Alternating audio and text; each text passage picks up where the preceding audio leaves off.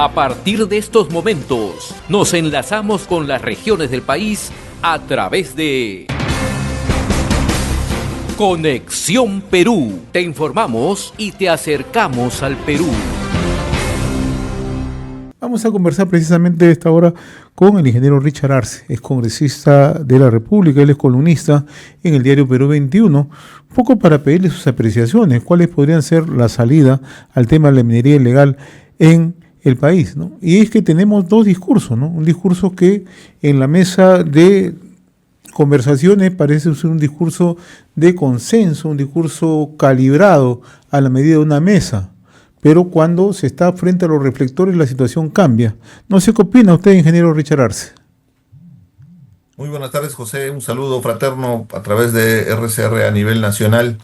Es un problema latente que estamos viviendo con las manifestaciones de parte de organizaciones de mineros informales, pero lamentablemente también tenemos la intromisión de la minería ilegal, y eso es insoslayable, y es una realidad objetiva después de lo vivido meses atrás con el problema en Patás, pero que los que conocemos un poco más de cómo ha ido trascendiendo la minería ilegal, conocemos la historia de La Pampa en Madre de Dios, La Rinconada en Puno, y podemos seguir enumerando muchas otras regiones, tal vez Atico, Chala, Carabelí en Arequipa, y hasta en mi región, en Apurímac, donde lamentablemente justamente la informalidad, la falta de capacidad del gobierno para poder asumir responsablemente la regulación de esta actividad ha llevado a una situación insostenible, yo diría, en algunos lugares donde ha habido inclusive hasta enfrentamientos con gente que tiene armas, que inclusive genera vicios como la extorsión, como la trata de blancas, hasta prostitución de por medio. Los que conocen el tema de la minería ilegal saben muy bien a qué nos estamos refiriendo, ¿no? En ese escenario, definitivamente es que se requiere una alternativa sobre la base de una ley eficiente que pueda abordar la regulación de esta actividad. Recordando bien que el tema del reinfo, desde mi punto de vista, es un fracaso, porque después de casi 10 años de haberse promulgado esta ley que permitía la formalización de mineros informales, pequeños mineros, solo el 2.3% ha logrado la formalización, porque hay un candado que justamente ayer discutíamos en un programa televisivo con el señor Franco Becker sobre el poder que tiene el tema de las concesiones. Recuerda bien, José, que en nuestro país son las concesiones el mecanismo para la explotación de los recursos naturales. Lo que sucede objetivamente es que se requiere un acuerdo de la persona que tiene reinfo con el concesionario para que se pueda realizar el proceso de formalización. En donde se genera inclusive una especie de tráfico son en algunas de estas concesiones que hay gente que ha visto una oportunidad para poder aprovecharse de esa circunstancia. Ojo, hay grandes concesiones que pertenecen a grandes empresas, pero también hay pequeñas concesiones que justamente están relacionadas, muchas de ellas, inclusive a la minería ilegal, porque justamente se han asociado con los llamados inversionistas y están aprovechándose de la circunstancia en un negocio bastante rentable, objetivamente, por los precios altos de los minerales que estamos viviendo, sobre todo en el caso del oro, ¿no? Ahora, vista esta situación, ¿cuál es la salida que se puede establecer? Porque cuando uno escucha a los representantes de los mineros informales, ayer escuchamos que ellos mantienen una posición irreductible. El gobierno hace unos días, a través de una resolución, excluyó a más de 50.000 mineros que no han completado el reinfo, que no habían cumplido en los últimos años con ningún tipo de procedimiento. Pero la posición de los dirigentes es muy clara, que se deje sin efecto eso. Mejor dicho, volver al status quo. Entonces, bajo la línea de análisis que usted traza, ¿cómo es que podemos llegar a un acuerdo, a un entendimiento? Si de inicio ellos dicen, no me tocan esto. El tema, José, es que hay que discriminar y diferenciar lo que representa la minería ilegal, la minería artesanal y la minería informal. Claro. Hay que entender bien claro este concepto, porque bajo ese paraguas, por un lado, se ha estado incentivando la actividad, llegando a extremos de impunidad, pero también hay que entender que hay una minería artesanal que requiere una formalización.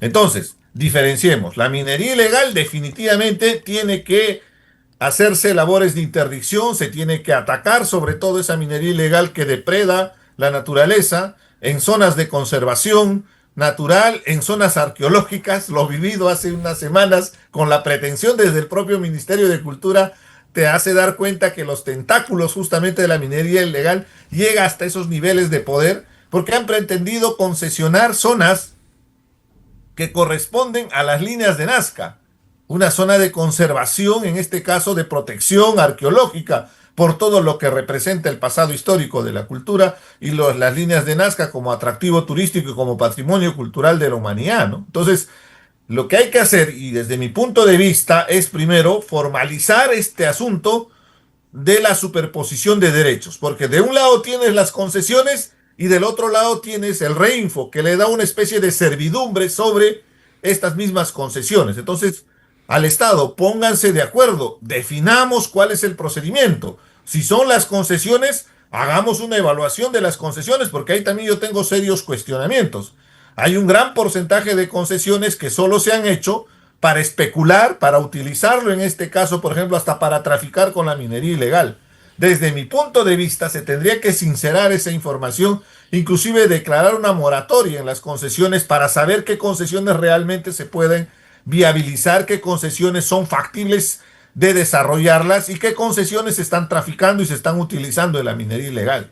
Y otro tema clave que he estado mencionando y que creo que es el cuello de botella del problema de la minería informal son las plantas de procesamiento. Si realmente el Estado, el Congreso, tiene responsabilidad y quiere asumir con compromiso una salida al problema, se tiene que atacar a las plantas de procesamiento del mineral. Porque en las plantas de procesamiento son los destinos de todo ese mineral que se trafica y que llega para que sea procesado y para después probablemente exportarlo y que salga hasta tal vez como oro boliviano y que termina probablemente en el Medio Oriente. Entonces, si nosotros realmente como Estado, como gobierno, habría una vocación de abordar el tema, como quien dice en palabras sencillas, de tomar el toro por las astas, el ataque tiene que ser a las plantas de procesamiento para ver el tema de la trazabilidad, para exigirle a esa planta de procesamiento que se registre absolutamente cada uno de los lotes de mineral que llegan a la planta de procesamiento, para saber de dónde viene, quién es el titular, si está pagando impuestos,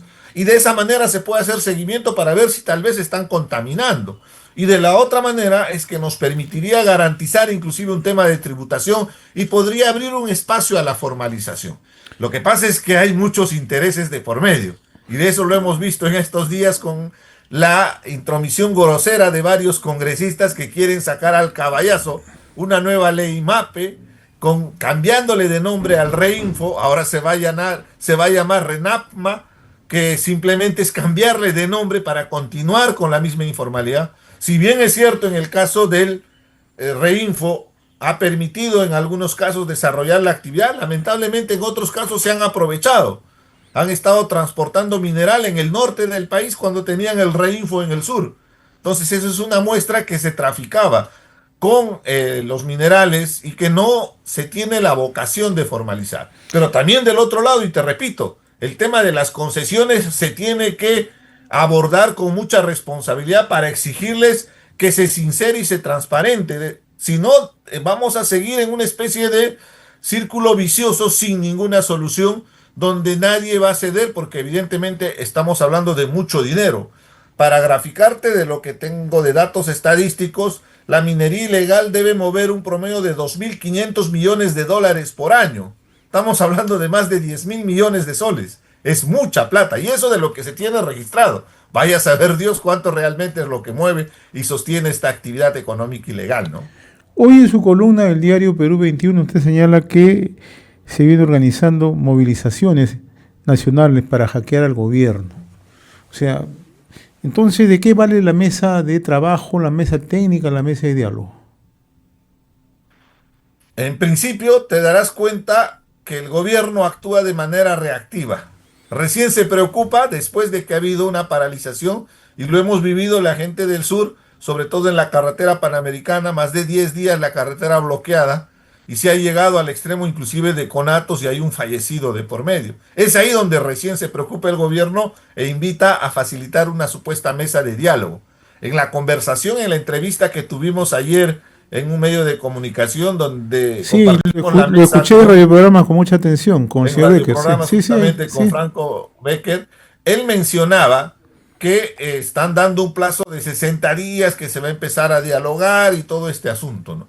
El tema es objetivamente, ¿realmente hay la convicción de asumir este problema? ¿Realmente hay la vocación de abordar? Porque para mí lo que necesitamos es una nueva ley de minería que permita regular adecuadamente esta actividad, discriminando, por ejemplo, lo que es la minería ilegal.